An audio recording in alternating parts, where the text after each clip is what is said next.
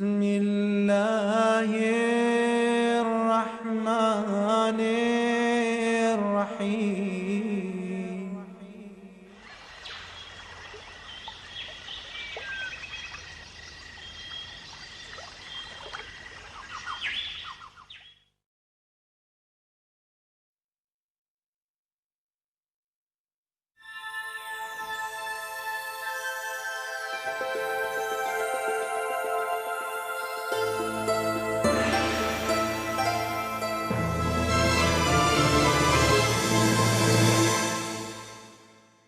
بسم الله الرحمن الرحيم. ألف لام را، تلك آيات الكتاب المبين. إنا أنزلناه قرآنا عربيا لعلكم تعقلون. نحن نقص عليك أحسن القصص بما أوحينا إليك هذا القرآن وإن كنت من قبله لمن الغافلين. إذ قال يوسف لأبيه يا أبت إني رأيت 11 كوكبا والشمس والقمر رأيتهم لي ساجدين.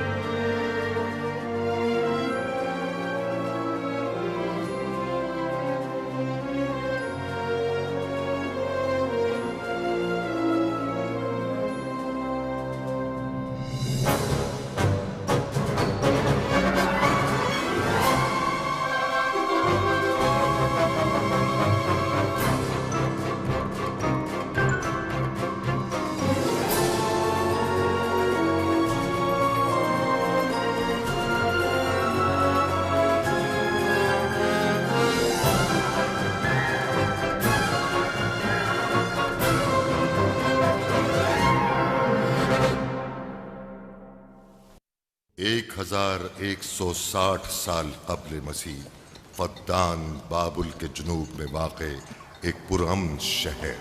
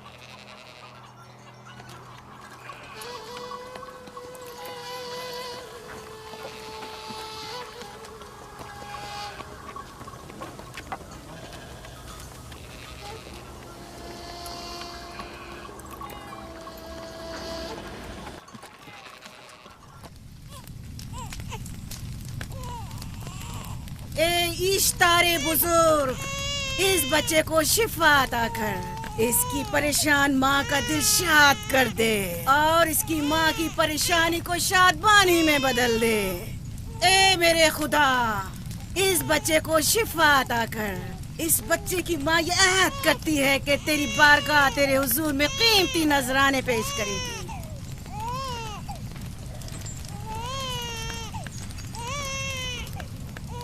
मैंने इश्तारे अजीम से तुम्हारे बच्चे की जिंदगी की दुआ की है, उसने मेरी दुआ सुन ली। जाओ और अपने बच्चे की इस तरह तरबियत करो कि वह बड़ा होकर इश्तार का पैरोकार बने। आपकी और इश्तारे अजीम की बहुत बहुत मेहरबानी। इश्तारे मेहरबान पे दुरूद व सलाम हो। आपकी बहुत बहुत मेहरबानी। मेरा बच्चा मौत के दहाने पर था, आपने उसे नई जिंदगी बख्शी। इश्तारे अजीम बुजुर्ग, इश्तर को सलामत रखे, इश्तर की हिफाजत फरमाए।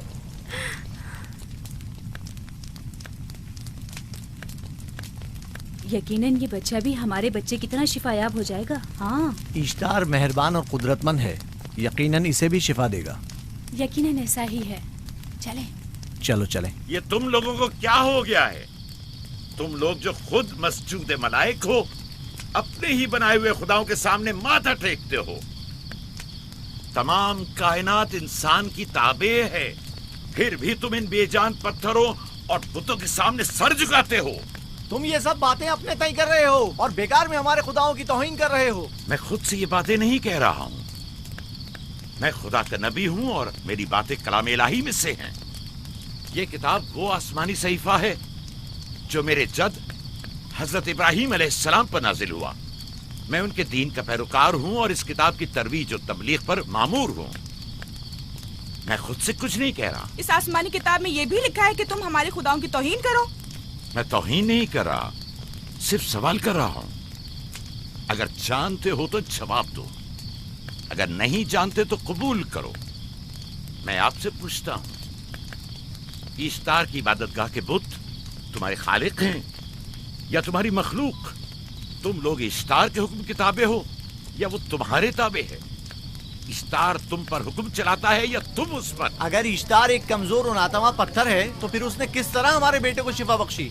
सही कह रहा है, हमने भी देखा है। हाँ, ये ठीक कहता है। इश्तार ने इसके बेटे को शिफा दी, मैंने देखा है। वो हकीम दाना जिसने तुम्हारी आवाज़ारी सुनी, उसी ने तुम्हारे बच्चे को शिफा बख्शी। ताकि इश्तार ने, तुमने अगरचे गैर खुदा से लौ लगाई और गैर से ही मदद तलब की, लेकिन वो जो तमाम बंदों के हालात से वाकिफ है, उसने तुम्हारी हालत जार पर रहम किया और तुम्हारे बच्चे को जिंदगी बख्शी। तुम्हारे पास बसारत तो है लेकिन बसीरत नहीं। तुमने इश्तार को देखा लेकिन हकीकी शिफा देने वाले को नहीं देखा। याकूब की बातों का खुलासा यह है कि हम अपने खुदाओं को छोड़कर इसके खुदा की इबादत करें। क्यों? सही कहा ना? भला हमारे खुदाओं से हमें क्या मिल गया जो तुम्हारा खुदा देगा? मैं तुम लोगों को खुदा यकता की परस्ती की दावत दे रहा हूँ, कायनात की हर शय से बाला। हम क्या जाने कि तुम्हारा खुदा बाकी दीगर खुदाओं से बेहतर और बरतर है? क्या मालूम कि तुम और तुम्हारा खुदा माबुद इश्तार के काहिनों की तरह से मुजर जमा करने और अपने मुनाफे के उसूल की फिक्र में नहीं हो। सब जानते हैं कि मैं लाबान का गल्ला चराता हूँ और मेरे पास अपना जाती कुछ नहीं है। क्या मैंने अब तक आप लोगों से उजरत तलब की है? क्या अब तक सिवाय मेहनत और मशक्कत के कुछ और करते देखा है? अगर बाद में उजरत तलब कर ली तो? अब तक तुम्हारे पास ताकत नहीं थी, वरना तुम भी काहिनों से कुछ कम नहीं होते। तुम सब एक जैसे हो, सिर्फ अपने मफादात की फिक्र में रहते हो और अपने पेटों को भरने और खजानों के अंबार जमा करने में लगे रहते हो। तुम हक बजानिब हो। तुमने अपना इकलौता बीमार बेटा खोया है और किसी ने भी तुम्हारी मदद नहीं की, ना ही ईस्टर जादूगरनी ने और ना ही माबुद के खुदा इश्तार ने। अगर तमाम खुदाओं से भी मुंह मोड़ लो तब भी हक बजानिब हो। मुझे माबूद के आजिज खुदा इश्तार से कोई सरोकार नहीं। मैं तुम्हारे नादीदा खुदा के बारे में बात कर रहा हूँ। हमने इन बेजान पत्थरों के खुदाओं से क्या कुछ नहीं सहा, अब किसी और खुदा के मुतहम्मिल नहीं हो सकते। माबूद के काहिन आ गए। यहाँ से जल्दी निकलो। भाग जाओ फारिस, भाग जाओ।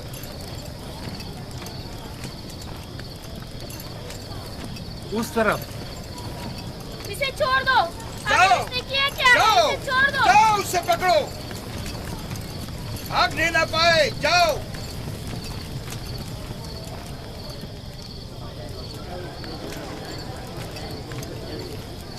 अगर हाकिम लाबान के दामाद ना होते तो तुम्हारे साथ वो करता के। मुझे तुमसे और काहिनों से कोई खौफ नहीं। जाओ यहाँ से और मजीद याकूब की कुफर आमेज बातों पर कान मत धरो। क्या दिखाई नहीं दे रहा कि याकूब की कुफर आमेज बातों की वजह से फदान को कहत का सामना है? चलो पहले यहाँ से चलो, गजब नाजिल हो जाए। चलो, चलो। यहाँ से जल्दी चले। चलो यहाँ से। चले। चलो जाओ। चलो चलो यहाँ से जल्दी करो। आ जाओ तुम भी आ जाओ। चलो भाई तुम भी यहाँ से चलो।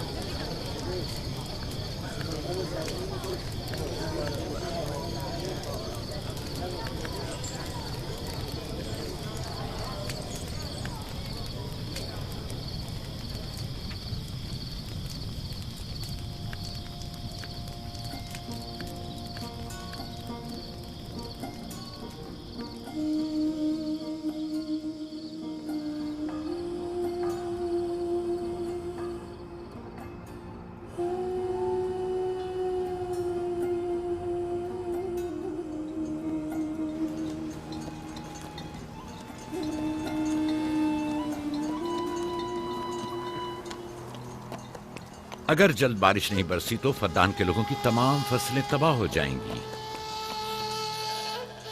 उम्मीद है कि खुदा जल्द से जल्द इस शहर पर बाराने रहमत नाजिल करेगा। बाबा ये क्या हो रहा है? ये इन लोगों की पुरानी रस्म है। ईस्तार के दुश्मनों को नजर आतिश किया जाता है, मंजनीक के जरिए आग में जलाना।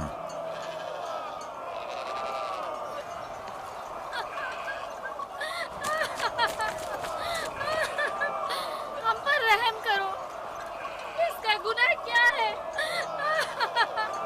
छोड़ दो मुझे, छोड़ दो मुझे। आखिर मेरा गुनाह क्या है? मैंने किया क्या है? छोड़ दो मुझे। तुम ही निगरानी करो, मैं देखता हूँ क्या हो रहा है। ठीक है। छोड़ो मुझे। मेरा गुनाह क्या है? मैंने किया क्या है? छोड़ो मुझे।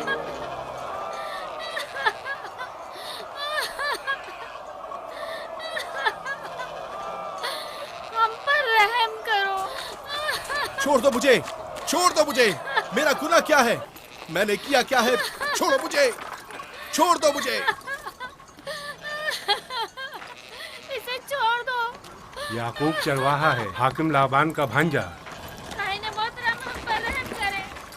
फारस ने कुछ नहीं किया। यही सजा है।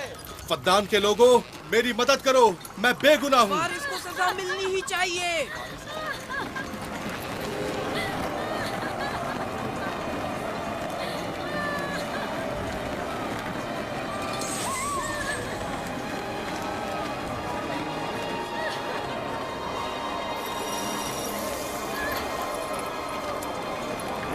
छोड़ दो मुझे। आखिर मेरा गुनाह क्या है? मैंने अपने हक का दिफा किया है। फद्दान के लोगों, मुझ पर रहम करो। मुजरिम फारस ईश्तार का दुश्मन है। इसने पत्थर से ईश्तार पर हमला किया और इसे बेकार और फजूल कहकर पुकारा है। फद्दान के कदीमी रसूमात के मुताबिक जो कोई भी अजीम ईश्तार की इहानत का मुर्तकिब होता है उसे मंजनीक के जरिए नजर आतिश किया जाता है। मैं बेगुनाह हूँ, मेरी मदद करो। काहिन आज़म, मैं बेगुनाह हूँ, मैं बेगुनाह हूँ, मेरी मदद करो। फद्दान के लोगों, मेरी मदद करो, मुझ पर रहम करो, मैं बेगुनाह हूँ। ऐ फद्दान के लोगों, ऐ फद्दान वालों, मुझ पर रहम करो, मैं बेगुनाह हूँ। मैंने कोई गुनाह नहीं किया। रहम करो, छोड़ दो मुझे। मैं बेकसूर हूँ, मुझ पर तरस खाओ, मुझ पर रहम करो। ऐ फद्दान के लोगों, मेरा गुनाह क्या है? मेरी खता क्या है? मैं बेगुनाह हूँ, बेगुनाह हूँ मैं। फद्दान के लोगों, मेरा गुनाह क्या है? मेरी खता क्या है? फद्दान के लोगों, मेरा गुनाह क्या है? मैं बेगुनाह हूँ, बेगुनाह हूँ मैं। फुजूल में मत चिल्लाओ, या तो तुम अपना खून बहा अदा करो। आग में जलने के लिए तैयार हो जाओ।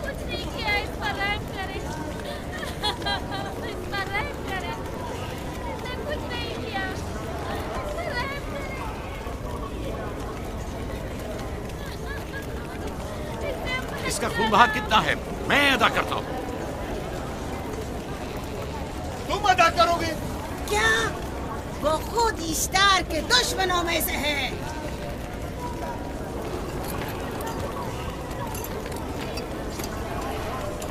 तुम तो खुद इश्तार के दुश्मनों में से। पहले अपना तो खून बहा अदा करो। फिर मुझे क्यों नहीं गिरफ्तार करते? मंजनीक के जरिए नजर आतिश होना तो मुझे अजदाद से विरसे में मिला है। मेरे दादा इब्राहिम भी एक बार नमरूद के हुक्म से आग में फेंके गए थे। तुम अगर अब तक गिरफ्तार नहीं हुए तो वो भी हाकिम की वजह से, क्योंकि तुम उसके भांजे भी और दामाद भी। यानी हाकिम और हुकूमत से मंसूब अफराद तुम्हारे खुदाओं की तौहीन भी कर दें तो भी लायक सजा नहीं। इसे गिरफ्तार करो और उसके दादा की तरह इसे भी आग में डाल दो।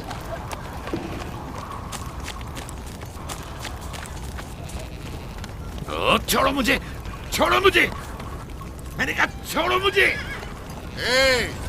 यहाँ क्या हो रहा है?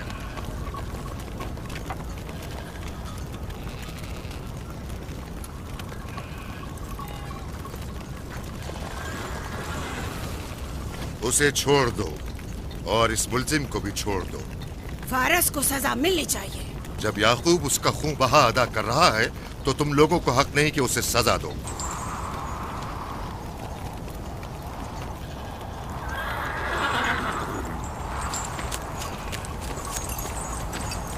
इसे आजाद मत करो।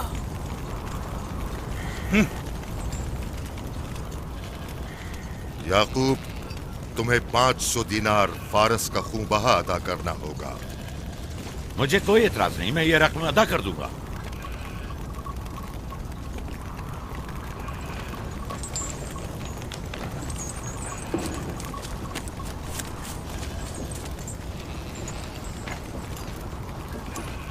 खुदा मेरे अजीज मामू को सलामत रखे। आखिर में कब तक तुम्हारी हिफाजत करूं कि तुम पर कोई मुसीबत ना आए?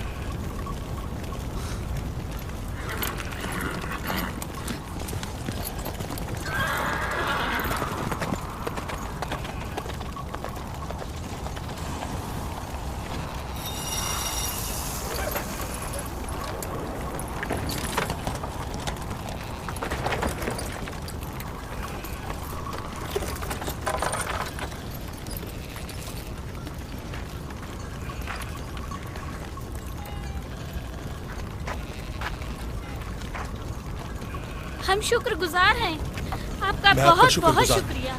ये क्या कर रहे हो? मैं आपका शुक्रगुजार हूँ। जब तक मैं खून बहा अदा नहीं कर देता आपके लिए काम करूंगा, आपका बेदाम गुलाम बनकर रहूंगा। आपने फारस के पूरे खानदान को निजात दी है। आपने हमें नई जिंदगी अता की है। चलो आओ चले।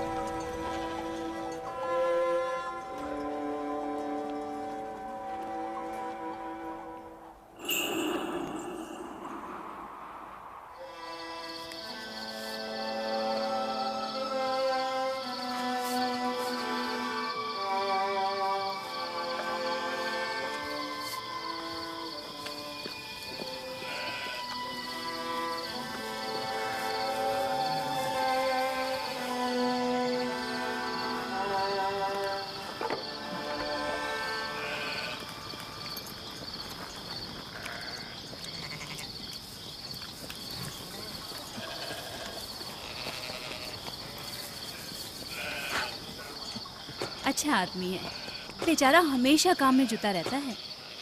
साला साल से इश्तार, फद्दान और बाबुल के लोगों की कुर्बानी मांग रहा है। अगर खुदा लाबान को हमारी मदद के लिए न भेजता तो ये हम दोनों को ही जला देते। फारस को चाहिए कि अपनी जिंदगी की निजात मिलने पर इश्तार परस्ती को छोड़कर यकता परस्त हो जाए। हो गया है राहिल, वो हो गया है। जिस लम्हे उसे मौत से निजात मिली है वो यकता परस्त हो गया है।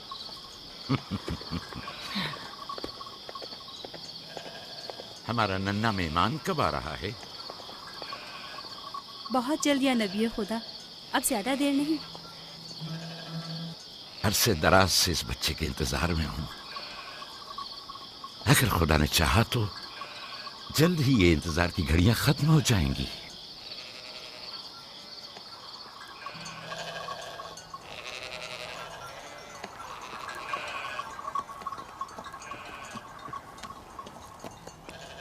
इस सरदार और उसके हमराइयों पर दरूद हो। याकूब गल्लाबान पर दरूद हो। शुक्रगुजार हूं। लगता है कि इश्तार के लिए नजराने लेकर जा रहे हो। खुदाओं को खुश भी तो करना है, वरना इस साल बारिश का कोई इम्कान ना होगा। ऐसा नहीं लगता कि इन खुदाओं से कहीं ज्यादा तुम्हें इन खजूरों की जरूरत है? कुछ लोगों ने तौहीन करके खुदाओं को गजबनाक कर दिया है और अब हमें उसकी तलाफी करनी होगी। आपको यकीन है कि फद्दान पर माबिद इश्तार के ये बेजान पत्थर के मुजस्समे बारिश बरसाते हैं? तुम्हारी इन्हीं बातों ने खुदाओं को गजबनाक किया है और उन्होंने सरजमीन फद्दान से बरसते बादलों को दूर किया है। खुदाओं की तौहीन करने से बाज आ जाओ याकूब।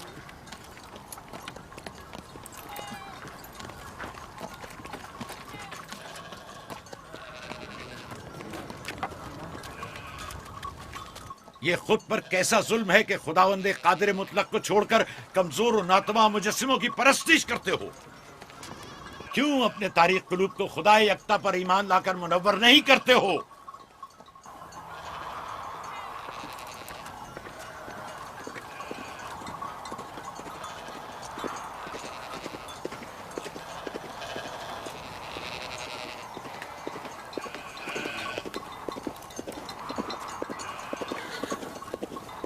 इश्तार बुजुर्ग, बारिश बरसाने वाले खुदा, तुम्हारी इबादत गाह को तुम्हारी दुश्मनों के खौफ से पाक करती हूँ, ताकि तुम इस सरजमीन को खुशहाली से निजात देकर फद्दान के लोगों पर अपनी रहमत की बारिश बरसाओ। ए इश्तार अजीम, तुम्हारे माबूद को तुम्हारे दुश्मनों के खून से गुस्ल देती हूँ। शायद कि इस तरह के तुम इस सरजमीन से खुशहाली को दूर करके फद्दान के लोगों पर बाराने रहमत हमेशा की तरह माबूद के सामने खड़ा होकर खुदाओं की तौहीन कर रहा है। ये सरदार उसकी बीवी बच्चों से बातें कर रहा है, लेकिन मुझे कुछ सुनाई नहीं दिया। करो और अपनी रहमत की बरसात याकूब पास आने वाला फद्दान नहीं। के लोगों पर नासिल करो। ए इश्तार अजीम,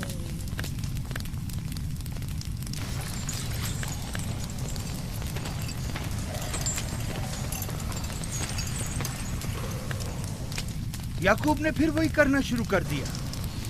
उम्मीद करती हूँ कि वो खैर और गज़ब का शिकार हो। अब उसके साथ क्या करें?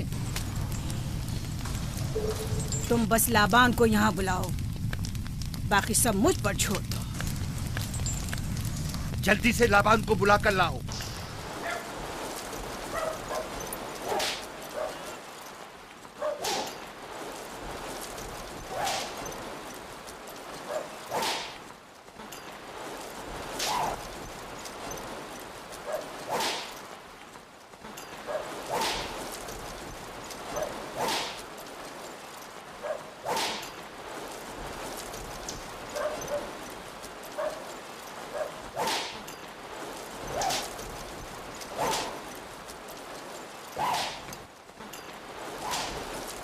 आली जनाब, माबूद इश्तार के बड़े काहिन ने आपको वहाँ बुलाया है, हमारे साथ चलिए।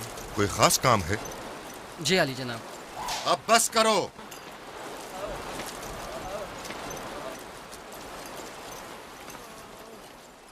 अगर अब की बार चोरी की तो कोड़ों से जिंदा बचकर नहीं जाओगे। वादा करता हूँ, मेरे बाप की तौबा। खोलो इसे, मेरे साथ आओ।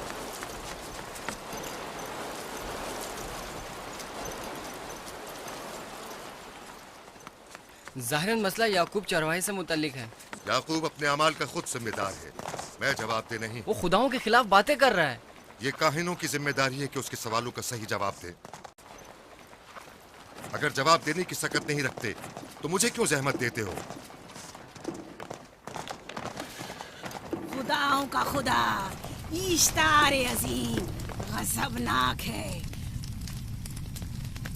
मुझे कैद और खुशकसाली नजर आ रही है। फद्दान के लोगों पर खुशकसाली और मौत का साया मंडला रहा है। मैं काहिन आज़म को बुलाता हूं। रसीदा माएं देख रही हूँ।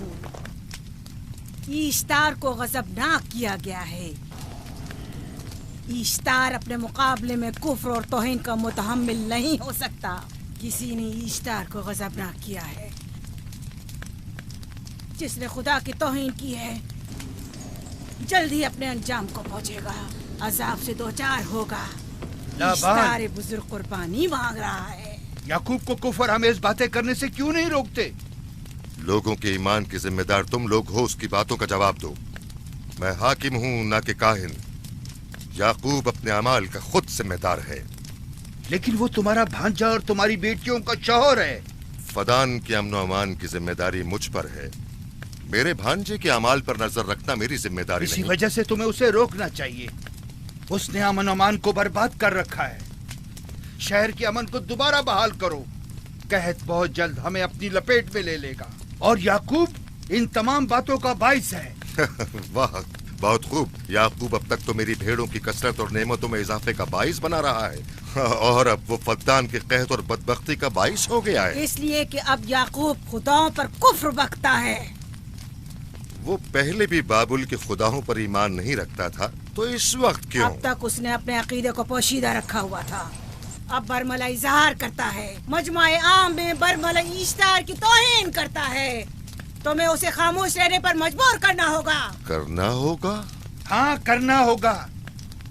तुम्हारा क्या ख्याल है कि हुकूमत बाबुल ने तुम्हें यहाँ किस काम पर मामूर किया है? तो गोया तुम जानते हो कि किसने मुझे यहाँ पर मामूर किया है। बेहतर होगा कि ये भी जान लो कि मैं हुकूमत बाबुल के हुक्म का पाबंद हूँ, न तुम्हारे न ही माबद इश्तार के। बस तो फिर ठीक है। अगर बाबुल में माबद इश्तार के काहिन आजम इस माजरे से बाखबर हो जाए तो हमें मत कहना।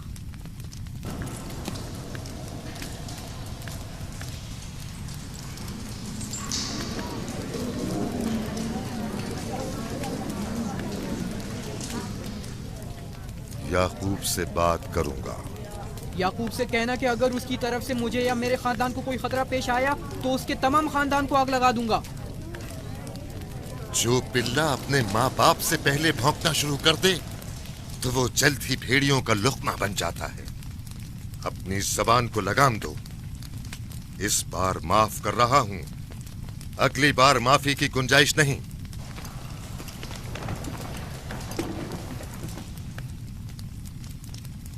अगर कहत हमारी फसलों की तबाही और बर्बादी का बाइस बना तो याकूब और उसके घर वालों को जिंदा नहीं छोड़ूंगा। हम पर आई मुश्किल की वजह याकूब ही है।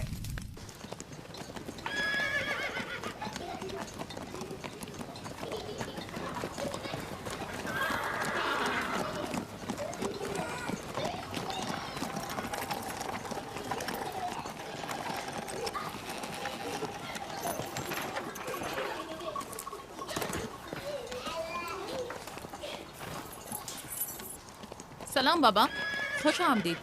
सलाम बाबा।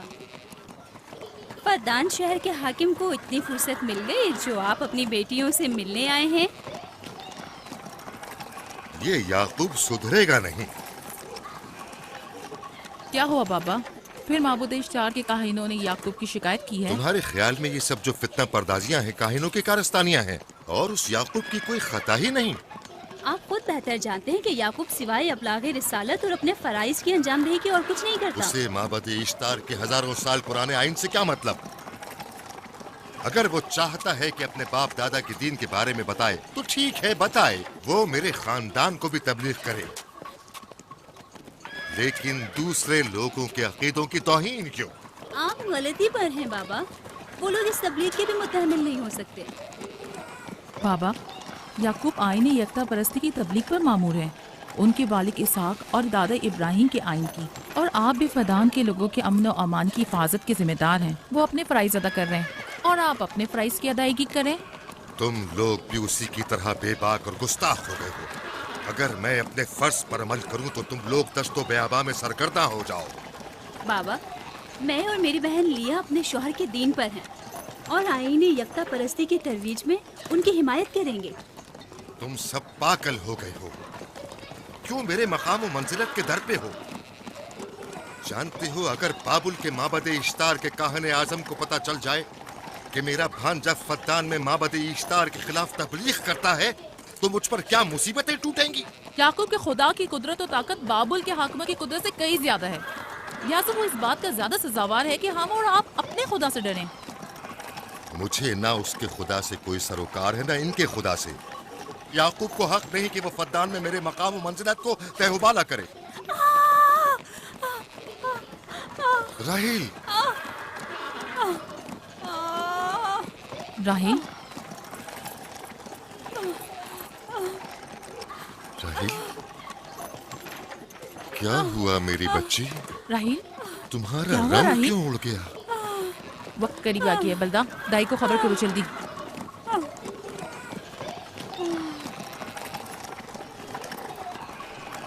फारस? जी आली जनाब। सहराए जतून जाओ और याकूब से कहो कि जल्दी यहाँ आए।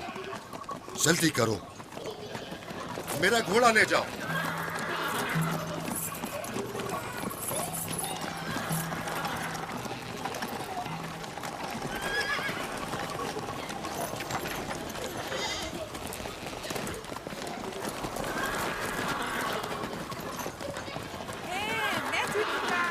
ये मैं जीतूंगा, मैं जीतूंगा। देख लेना, मैं जीतूंगा। ये मैं जीतूंगा, मैं जीतूंगा। देख लेना, जीतने वाला खानदान का बड़ा होगा। जीतने वाला खानदान मैं बड़ा का बनूंगा। और बाबा का जाननशीन मैं जीत होगा। जाऊंगा। मैं जीतूंगा, मैं जीतूंगा।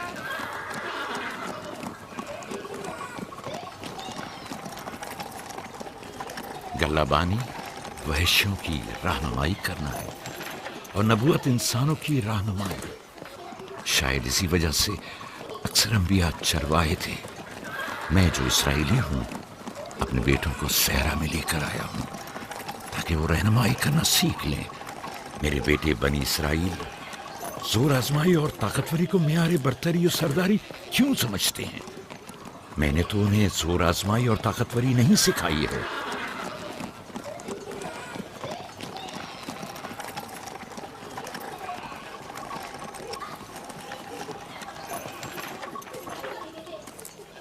सब उठ जाओ, चलो उठो,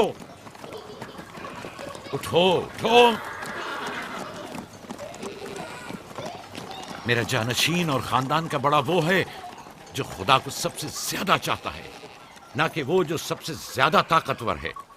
इब्राहिम और इसहाक बेहतरीन इंसान थे, ताकतवर तरीन नहीं।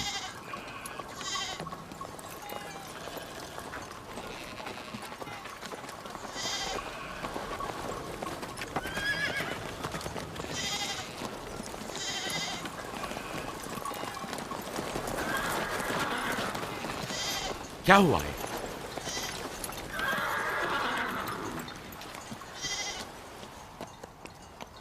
तुम लोग गल्ला लेकर आओ।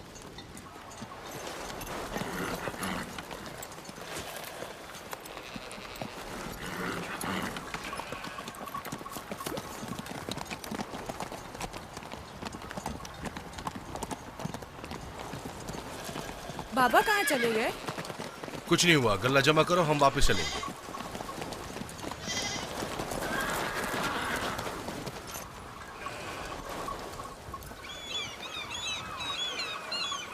बलदा जी, राहिल तुम्हारी शौकन है। हाँ। तुम्हारे राहिल से ताल्लुकात अच्छे हैं? अच्छे थे जब तक इनके बच्चे ना थे।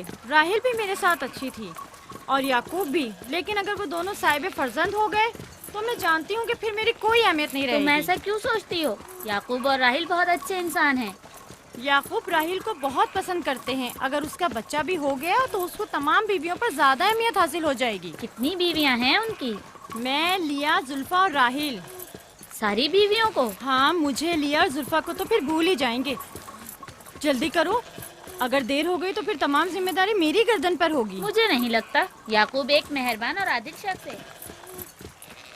अगर हसद करने के बजाय जरा मोहब्बत से पेश आओ तो तुमको भी जरूर चाहेगा।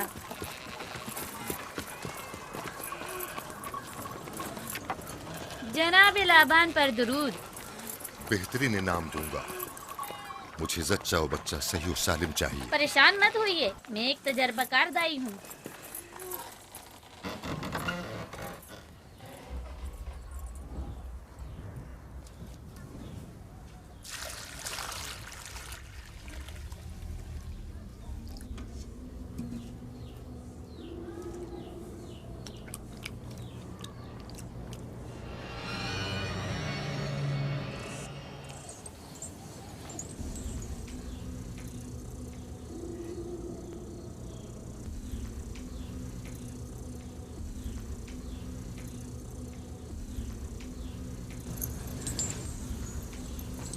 घबराओ मत राहील, खुदा बड़ा अजीम और मेहरबान है।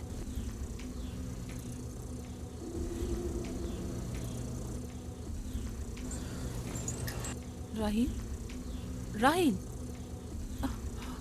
राहील, राहिल, राहिल, राहिल, ये बेहोश हो गई। राहील, राहील, राहील, राहील, राहिल, राहील, राहिल, राहील। कहीं ऐसा तो नहीं राहिल खुदाओं के गजब का शिकार हो गई हो?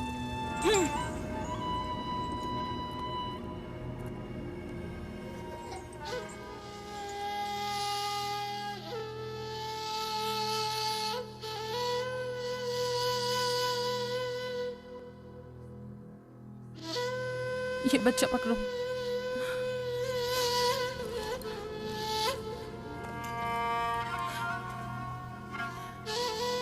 तुम्हारी खाला राहील के लिए दुआ करो, तुम्हारी दुआ जल्दी कबूल होगी।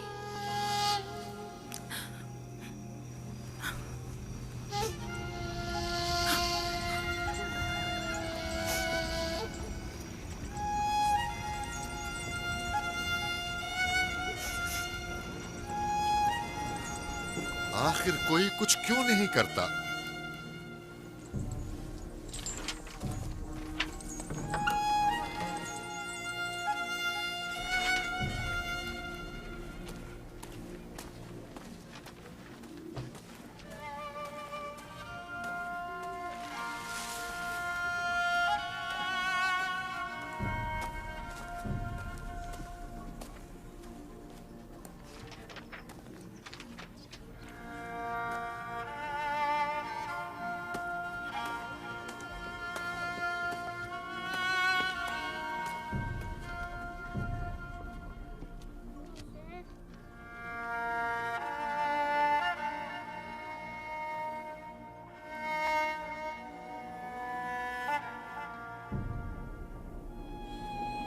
किसी ने इश्तार को गजबनाक कर दिया है। मैं खून और आग देख रही हूँ। मौत का मनहूस साया हर तरफ मंडला रहा है। कुफ्र की आग सबसे पहले खुद काफिर को अपनी लपेट में ले लेगी। जिसने खुदाओं की तौहीन की वो जल्द सजा पाएगा। कहीं वो खुदा के गजब की शिकार तो नहीं हो गई है? देखा देखा, ईस्टर ने उसके लिए बद्दुआ की थी। हाँ, कहा था कुफ्र की आग सबसे पहले खुद काफिर के दामन में लगेगी। जिस किसी ने खुदाओं और इश्तारे बसुर की तौहीन की वो सबसे पहले सजा पाएगा।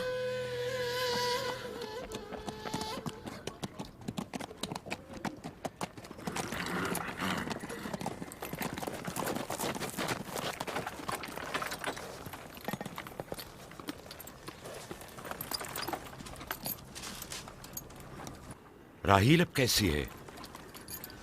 कुछ कहा नहीं जा सकता।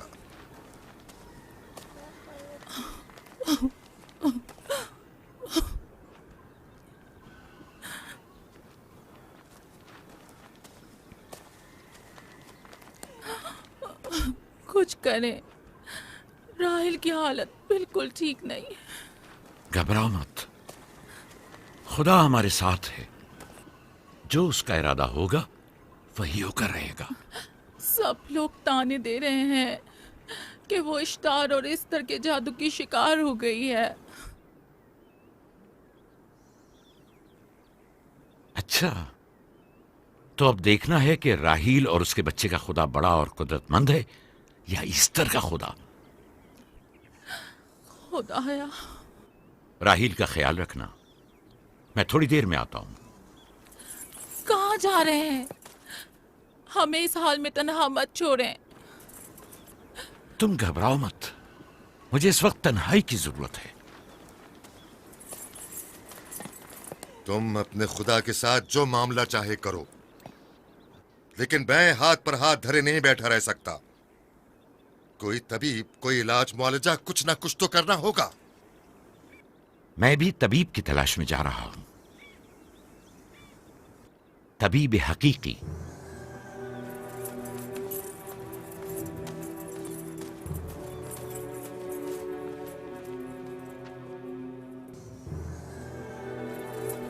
न सिर्फ फद्दान के लोगों के लिए बल्कि मेरी बेटियों के लिए भी बलाए जान बना हुआ है। समझ नहीं आ रहा इसका क्या करूं।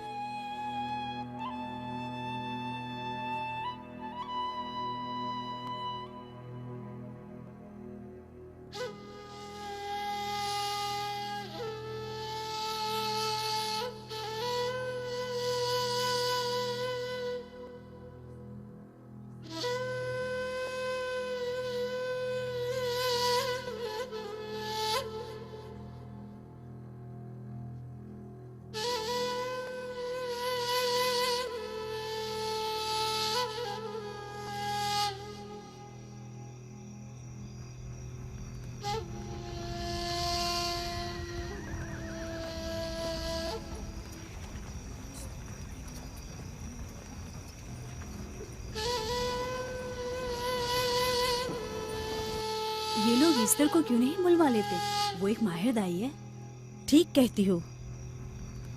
जनाबे लाबान, ईस्टर को बुलवा लीजिए। अगर वो आ जाए, वो एक माहिर दाई है।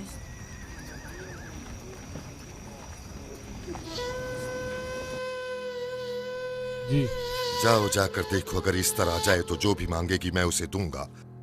कहना कि लाबान ने कहा है कि अगर मेरी बेटी को इस मुश्किल से निजात दिला दी तो मैं वादा करता हूँ कि मैं याकूब को फद्दान से शहर बदर कर दूंगा। जाओ।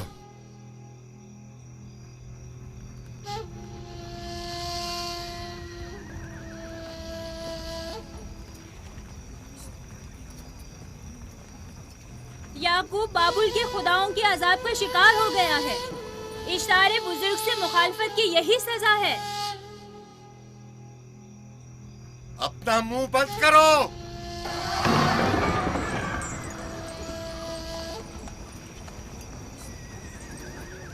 याकूब से कहो वो अपने खुदा से मदद क्यों नहीं मांग रहा है। अगर मैं उसकी जगह होती तो मुसीबत के वक्त अपने खुदा को कभी नहीं भूलती। जनाब लाबान ने मुझे भेजा है, याकूब ने नहीं, और वादा किया है कि अगर उसकी बेटी को निजात दिला दो तो वो याकूब को शहर बदर कर देंगे।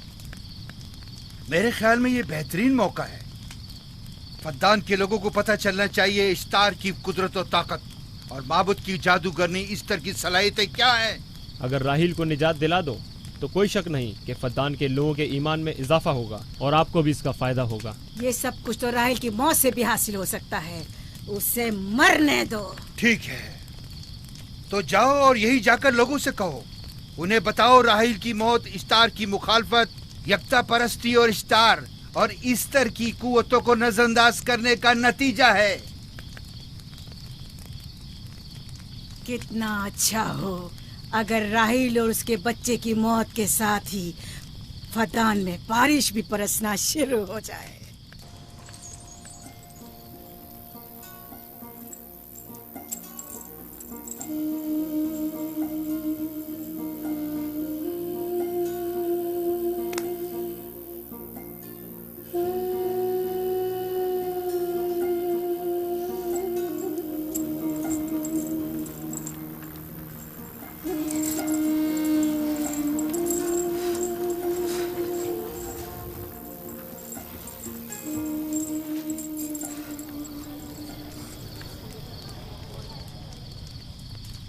अगर इसे होश नहीं आया तो दोनों मर जाएंगे।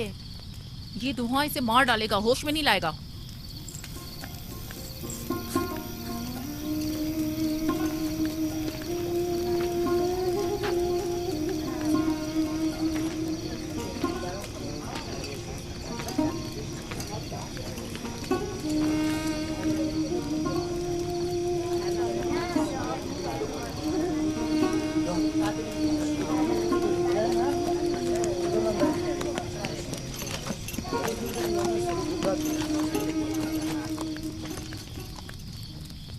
कुछ पता चला?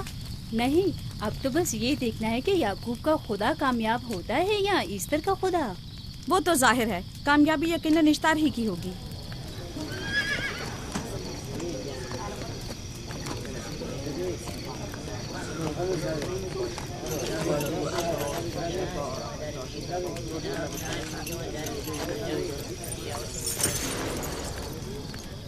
लाबान, तुमने मुझे बुलाने की जहमत की, क्यों? याकूब का तो कहना था कि वह कुदरतमंद और बेमिसाल खुदा रखता है, तो फिर उससे मदद क्यों नहीं मांगता? राहील की जान अब तुम्हारे हाथ में है, इसकी मदद करो। मुझे बिल्कुल अंदाजा नहीं था कि इतनी जल्दी याकूब ईश्तार के सामने दस्ते सवाल दराज करेगा। कैसी फजूल सोच और ख्याल बातिल है। तुम्हें आखिर किस चीज ने ऐसा सोचने पर मजबूर कर दिया? बहुत जल्द ये ख्याल बातिल हकीकत में बदलने वाला है, जब तुम अपनी बीवी बच्चे को अपनी आंखों से मौत के मुंह में जाता देखोगे। मौत और जिंदगी खुदा के हाथ में है, ना कि ईस्टर और इश्तार के। मैंने ईस्टर को यहाँ बुलवाया है। राहील की हालत ठीक नहीं है। राहील को सिवाय अपने खुदा के किसी और की जरूरत नहीं। मेरे घर से निकल जाओ। जाओ। रुक जाओ याकूब, मैं तुमसे मुखातिब हूँ। चली जाओ। तुम्हारी बीवी बच्चा आज रात नीस तो नाबूद हो जाएंगे। ईश्तार का गुस्सा तुम्हारे अजीजों की मौत से ही ठंडा होगा। मेरी बीवियाँ तुम्हारी दुआओं से नहीं आई है जो तुम्हारी बद्दुआ से चली जाएं। निकल फद्दान जाओ। के लोगों, ना ये खुद पर रहम कर रहा है न तुम पर। इसका कुफ्र तुम्हारे लिए कहत का बाइस बनेगा और इसके बीवी बच्चे के लिए मौत का। जल्द ही तुम लोगों को ईस्टर के जादू और ईश्तार की कुदरत दोनों का अंदाजा हो जाएगा। तुम्हारी खैर नहीं। अगर मेरी बेटी पर कोई मुसीबत टूटी तो